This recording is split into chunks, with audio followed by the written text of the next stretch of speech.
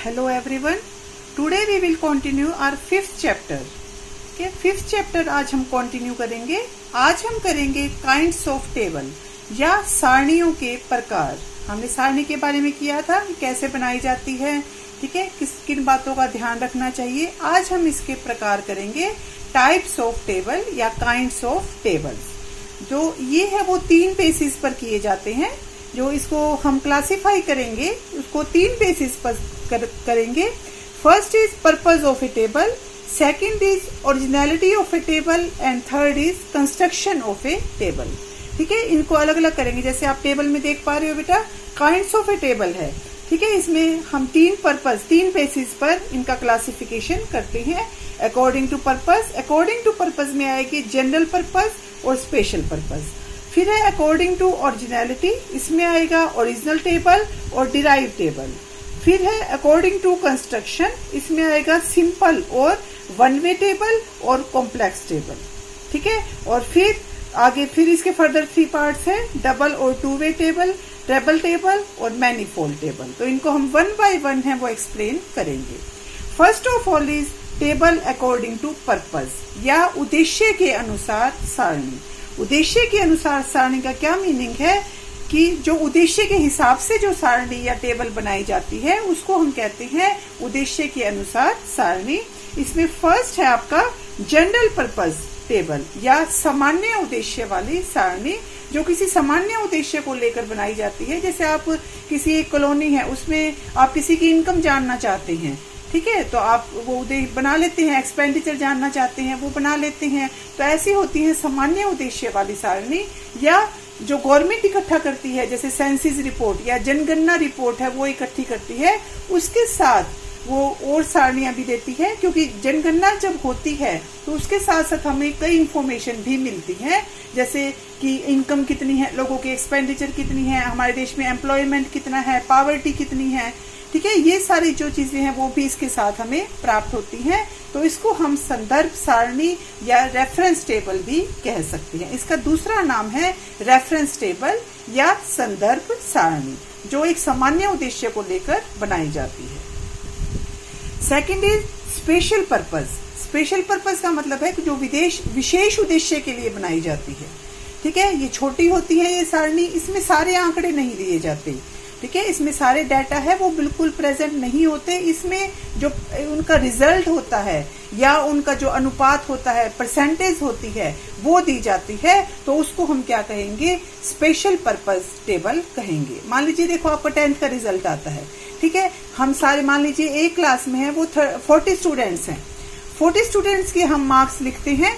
ठीक है, जैसे हमने कलेक्ट किए हम वैसे मार्क्स लिख देते हैं. तो ये सिंपल हो जाएगी जनरल पर्पस टेबल. सेकंड, अगर हम उसके साथ साथ परसेंटेज भी लिखते हैं उसकी, और ये लिखते हैं कि 80% से ऊपर वाले कितने हैं, 90% से ऊपर वाले कितने हैं, ठीक है, 70% से ऊपर वाले कितने हैं, पास कितने हैं, फेल कितने हैं, आप सारी जानकारी उसमें देते हैं. तो ये हो जाएगी आपकी स्पेशल पर्पस टेबल या विशेष उद्देश्य वाली सारणी. ये दोनों में डिफरेंस है. ठीक है, सेकंड है आपकी टेबल अकॉर्डिंग टू ओरिजिनलिटी या बनावट के अनुसार सारणी. बनावट के अनुसार सारणी ये है, वो सबसे पहले है इसमें ओरिजिनल टेबल. ओरिजिनल टेबल कौन सी होती है, जो बिल्कुल जैसे जो हमने डाटा इकट्ठे किए हैं वो बिल्कुल उसी रूप में प्रस्तुत किए जाते हैं. तो उसको हम क्या कहेंगे, सिंपल टेबल कहेंगे.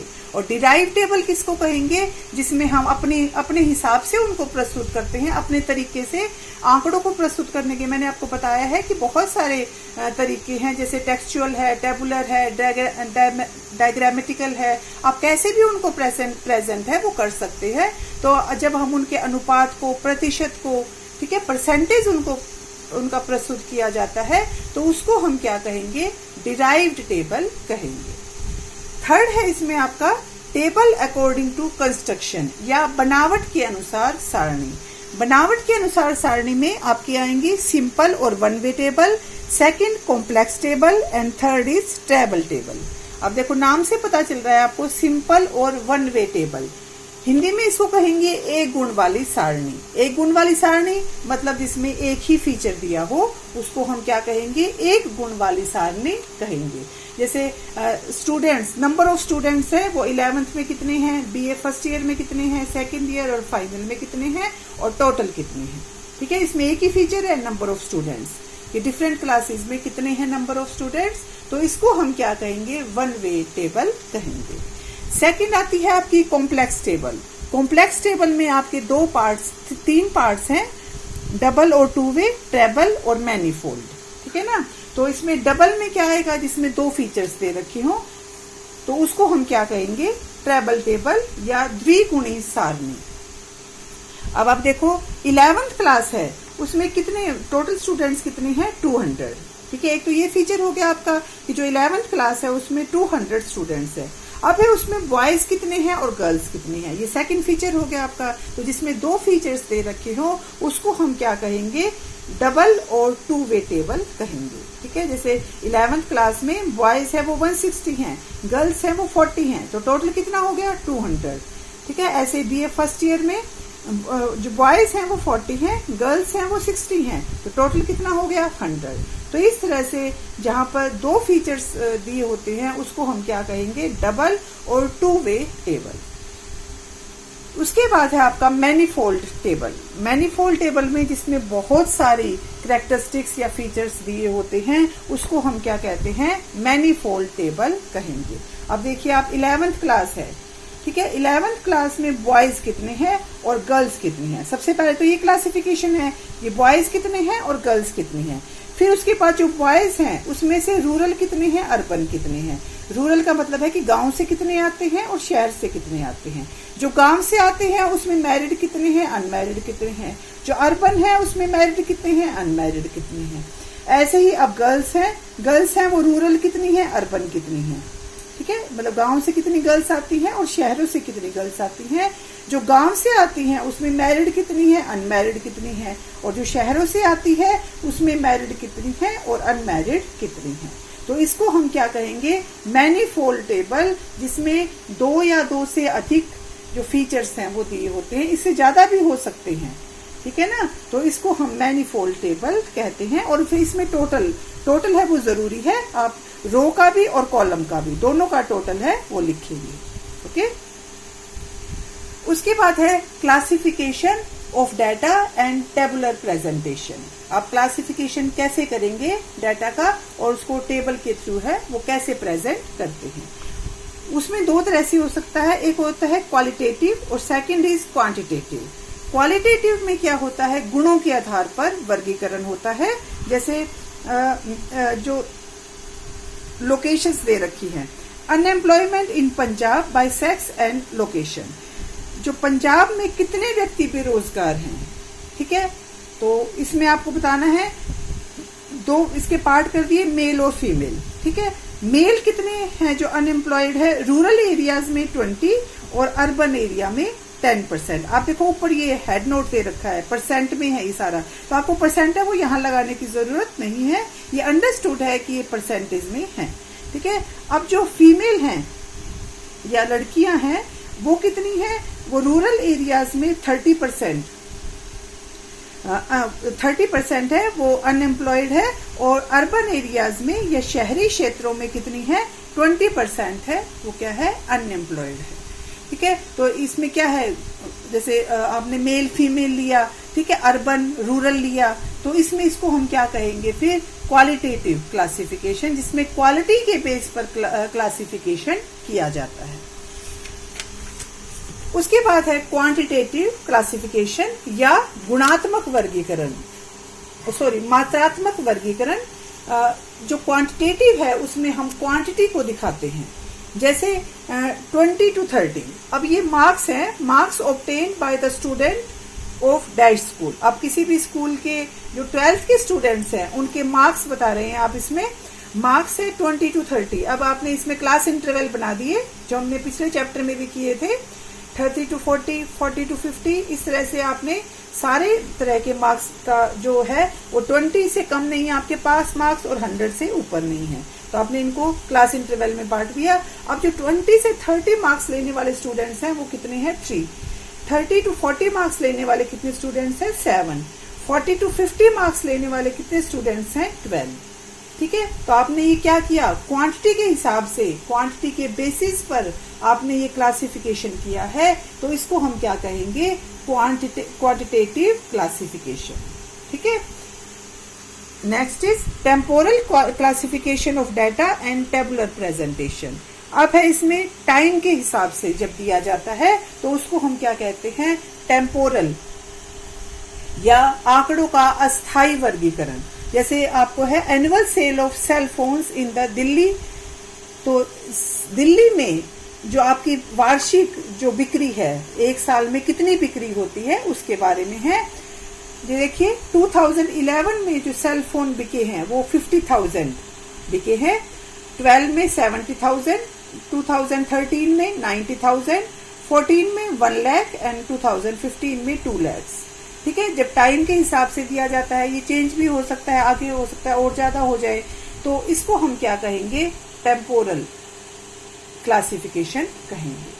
फिर है नेक्स्ट आपका स्पेशल क्लासिफिकेशन, या इसको हिंदी में हम कहेंगे स्थानिक वर्गीकरण, जो स्थान के हिसाब से वर्गीकरण किया जाता है कि कहां पर कितना है। जैसे यूएसए है, यूएसए में नंबर ऑफ स्टूडेंट्स कितने हैं? 50,000। यूके में कितने हैं नंबर ऑफ स्टूडेंट्स? 15,000। जापान में 5, रशिया में 2,000 और ऑस्ट्रेलिया में 7,000। तो जब ज्योग्राफी के हिसाब से या स्थान के हिसाब से जब क्लासिफिकेशन किया जाता है तो उसको हम क्या कहते हैं? स्पेशल क्लासिफिकेशन कहते हैं। स्थान के हिसाब से वर्गीकरण है तो इसको हम स्थानिक वर्गीकरण कहते हैं। ठीक है, आपने अब सारणी के बारे में या टेबल के बारे में पूरा कर लिया। अब है इसके merits of A tabular presentation, कि जो मेरिट्स है हमने पूरा किया है कि टेबल कैसे बनाते हैं, क्यों बनाते हैं, कितने प्रकार की होती है।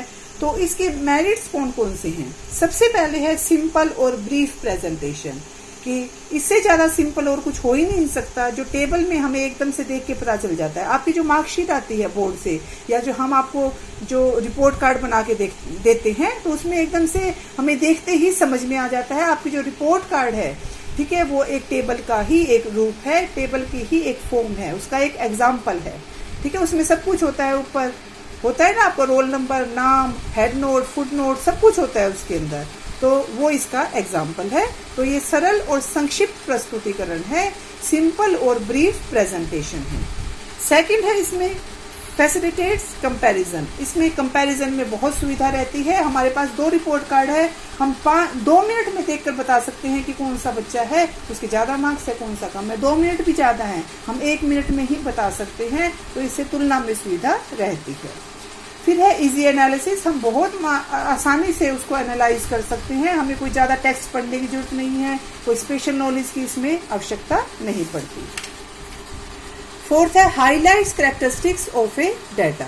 इसमें जो विशेषताएं हैं वो अपने आप से स्पष्ट होती है, हम हाईलाइट्स करके लिखते हैं, बोल्ड मार्कर से लिखते हैं या स्केच पेन यूज कर सकते हैं। तो जो मेन विशेषताएं होती हैं वो इसमें अपने आप से हमें दिख जाती हैं। और मितव्ययी है, ये इकोनॉमिकल है, इसमें एक पेज ही लगता है बस, ठीक है ना। तो इससे क्या होता है, समय और कागज की बचत होती है, और सारणी द्वारा आंकड़ों को कम स्थान में प्रस्तुत किया जा सकता है। ज्यादा से ज्यादा डाटा को हम कम से कम स्थान में यूज कर सकते हैं, उसको प्रेजेंट कर सकते हैं। डाटा को, हमारे पास कितना बड़ा डाटा हो, हम टेबल के माध्यम से हम उसको कम स्थान में, कम समय में और बहुत अट्रैक्टिव तरीके से उसको प्रस्तुत कर सकते हैं। बेटा आपका ये चैप्टर है, ये कंप्लीट हो गया। आपको ये लिखना है अपनी नोटबुक में और लर्न करना है।